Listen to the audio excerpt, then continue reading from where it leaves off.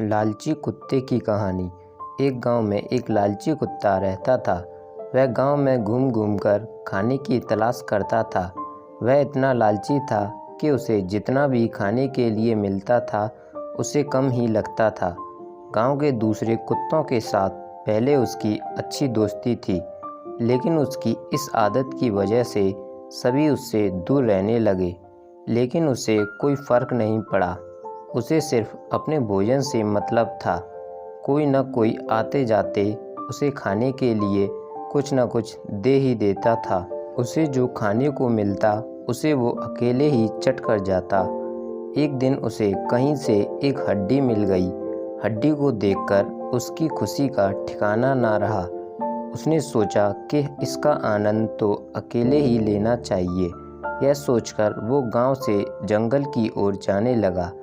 रास्ते में वह पुल के ऊपर से नदी पार कर रहा था। तभी उसकी नज़र नीचे नदी के ठहरे हुए पानी पर पड़ी। उस समय उसकी आंखों में सिर्फ हड्डी का लालच था। उसे यह भी पता नहीं चला कि नदी के पानी में उसका ही चेहरा नज़र आ रहा है। उसे लगा कि नीचे भी कोई कुत्ता है जिसके पास एक और हड्डी है।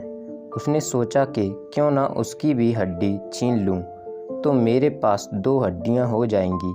फिर मैं एक साथ 2 हड्डियों के मज़े से खा सकूंगा। ऐसा सोचकर वह जैसे ही पानी में कूदा, उसके मुंह से हड्डी सीधे नदी में जा गिरी। मुंह से छूटकर हड्डी के पानी में गिरते ही कुत्ते को होश आया और उसे अपने किए पर पछतावा हुआ। कहानी से सीख। इस कहानी से हमें यह सीख मिलती है कि हमें कभी भी लालच नहीं करना चाहिए। लालच करने से हमारा ही नुकसान होता है। दोस्तों, अगर आपको यह कहानी पसंद आई हो तो एक लाइक ज़रूर करें। Thanks for watching.